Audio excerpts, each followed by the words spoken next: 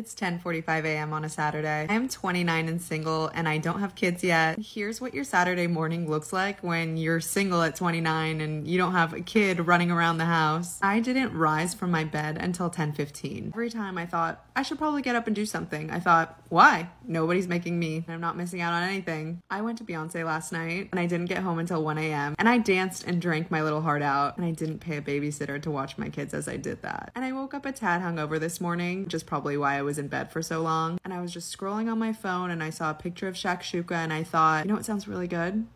Maybe I'm gonna learn how to make shakshuka today. Because I have no plans and I don't have kids and I don't have a husband and I don't have errands to run. I can go to the grocery store and learn how to make shakshuka. So that's on my agenda today. Also on my agenda, probably a rewatch of some Real Housewives of New York. I'm also doing a rewatch of Normal People on Hulu, which is really spicy and I highly recommend. Weirdly, I'm into this documentary on Netflix about blue zone countries. So I've got a pretty stacked day. Anyway, I say all this to say, whenever I'm hard on myself about why I'm not married and I don't have kids and I should be further along at 29, almost 30, I wouldn't want to do anything else this Saturday. And I know that you can do all these things when you have kids and you're married, and I understand, but the effortlessness and ease of my life, just kind of focusing on myself and the shakshuka I want to make or the Beyonce concert I want to go to, really pays off when I'm hard on myself for not being where society tells me I should be in life. Responded to that video, and I saw it floating around, by tweeting this. Her life doesn't revolve around her family and kids, so instead it revolves around TV shows and pop stars. Worst of all,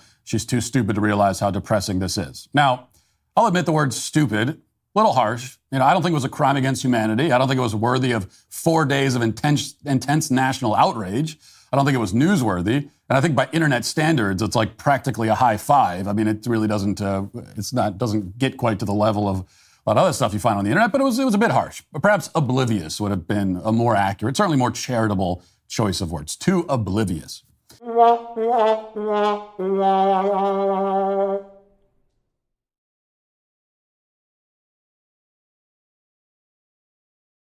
Hi, my name is Julia and I'm 29 and single. Yesterday, someone named Matt Walsh decided to repost a TikTok video that I posted to his 2.4 million followers on X, formerly known as Twitter. And the way that his followers bullied me in the comments, reached out to me on social media, threatened me, was honestly abhorrent. Some of his followers said that I was gonna die alone. I should actually die and never leave my house. I should be sexually assaulted. I'm pathetic, I'm a whore, and that I was dead behind my eyes. Honestly, that one kind of made me laugh because I use Kosas concealer and I thought that it was working. No, but really, if you haven't watched the video, I suggest you watch it. It's all about how I, a 29-year-old single female, decided to spend my Saturday watching reality TV, learning how to cook shakshuka, and sleeping in until 10 a.m. And these people were really riled up about my choices on a Saturday. But here's the thing about social media. While it can be a really crazy place, which I experienced yesterday, it's a place where there's content for everyone. Here's who I'm creating content for. I'm creating content for people who are taking their time creating the lives that they want for themselves. Because it's the life that they want, not something that society has deemed correct. People who are feeling anxious in life because they haven't met their person yet or started a family, aren't rushing or settling to meet someone because some internet troll is telling them that they're gonna die alone. And you know what? There's a 40 to 50% divorce rate in the US. And I believe that figuring out who you are first and foremost and meeting your partner at that point is going to decrease that divorce rate. And if you're lucky enough to have the family and friends and support that I do, none of us are gonna die alone. And I believe that we're all gonna meet our people and we're gonna do it living life by our own terms. Life's too short to be living life figuring out what Matt Walsh wants us to do,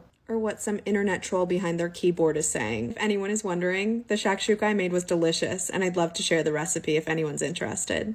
My name is Julia and I'm 29 and single. In addition to that, I was also the victim of online bullying by a man named Matt Walsh and his followers. If you haven't seen, or you've made the wise choice to stay off the internet this week, 5 days ago Matt tweeted a video of mine to his 2.4 million followers on X. He called me things like stupid and depressed, and his followers told me things that were just deplorable. And it seems that 5 days later, the bullying hasn't stopped. When I log into my social media account, I almost have to close one eye to just shield myself from the mean things that people are saying. But what's not lost on me is the incredibly kind people that have shown up in defense of me and my choices. Beyond just my family and my friends, the support I've received from so many of you on the internet has given me a new outlook on how nice people on social media can actually be. And this comes on the heels of me seeing that people can be really deeply unkind, but to say that I'm grateful is an understatement. Here are some things that have been said in defense of me, and I am just so appreciative.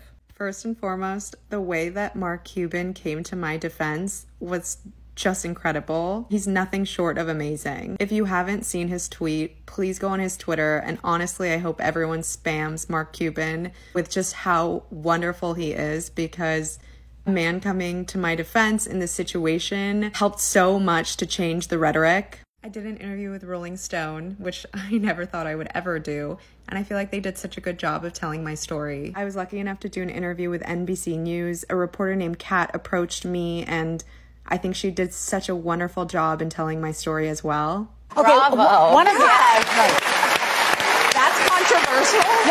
So I just wanted to say thank you, because although I'm trying not to read all the comments, I see the positive ones, and I am so, so grateful. I figured I'd share some context so people understand why I feel so strongly about the message that I put out there on social media and through my podcast, Pretty Much Done. I grew up in a Russian Jewish immigrant household where a lot of the rhetoric was that I should settle down, have kids, and find a husband. And I feel like society has adopted this idea that we should get married by 20, have kids by the time we're 30, buy a house, settle down. But when I found myself in those good on paper relationships, I found myself feeling deeply unhappy and unfulfilled. I felt like I was checking off a box to just appease other people. So then I decided that I was going to start living life doing things that fulfilled me, not because someone on the internet or someone in my family circle or someone in society told me that that's what's correct, but because it's what I wanted to do. And I decided to start a podcast called Pretty Much Done because I also want people to feel pretty much done listening to societal pressure and noise and live lives that they want for themselves, not to appease other people, especially like people who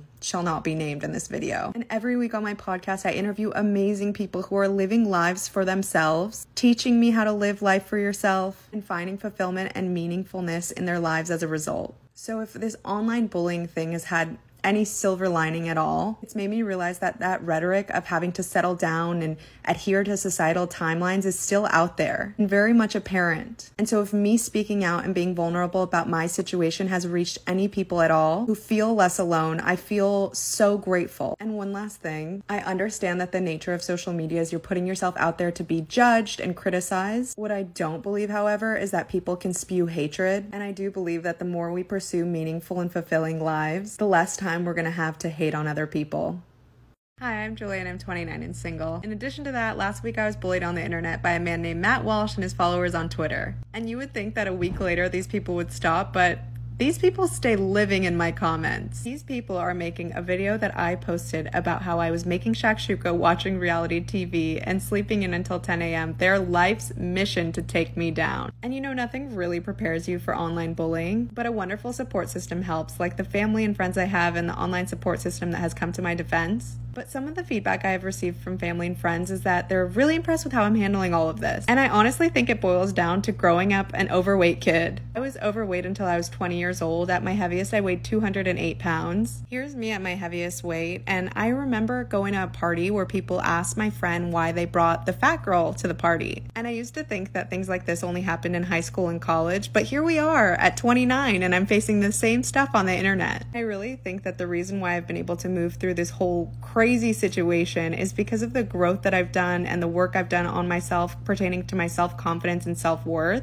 And something that I found helpful that I keep reminding myself throughout this whole situation is that when people are unkind or they judge you, usually it's a projection of their own insecurities. So I have empathy for these people that they're sitting in my comments projecting their insecurities and their judgments, because hurt people only hurt people. So while these people are yelling in the comments about how I should be sexually assaulted or I'm depressed or if I've taken my meds yet, I'll be making shakshuka, creating content about the day in my life as a 29-year-old single female, going to concerts, enjoying time with my friends, and feeling fulfilled about the life that I'm creating for myself. I'm looking forward to connecting with kind people on the internet at the same time. I posted a video about how I chose to spend a Saturday as a 29-year-old at the time childless woman. And if you haven't followed the story, a man named Matt Walsh tweeted the video to his 2.4 million followers talking about how stupid and depressed I was. Since then, women like Candace Owens have called me a stupid Followers even said that I should be sexually assaulted as a result. It was a whole to-do. Given how the news cycle works, most of it has already blown over, but I still have people commenting on my social media pages asking if I am the woman who is speaking out against children and moms and speaking about how much worse it is to be a mom than to be single. And I wanted to clarify my point of view because I think that it's really annoying to have people doing it for me. In the original video that I posted, I mentioned that I don't have kids yet, implying that I think I want kids. But even if I didn't want kids, my choices are mine. I also never said that mothers or families or getting married and having children is a bad thing. My sister has 2 kids, my niece and nephew, who I love, and when I watch her parent those children, I am amazed at how she accomplishes all that she does. I'm not speaking from experience, but I think that being a mother is one of the hardest jobs. And the point of my video was just to say that I have always felt societal pressure to get married and have kids. And whenever I self-inflict that pressure or feel that pressure from a bunch of internet trolls, I remind myself of how wonderful my life is. Sorry, I yelled there, but I got a little angry. It's quite annoying to have people on the internet talk about what your narrative is. I figured I would chime in with the real truth about what I was thinking. I am so appreciative of the people who come to my defense in the comments because those comments are a really scary place. And if my content or my point of view is annoying you, please do me a favor and keep scrolling or honestly block me because opinions are like everybody has them.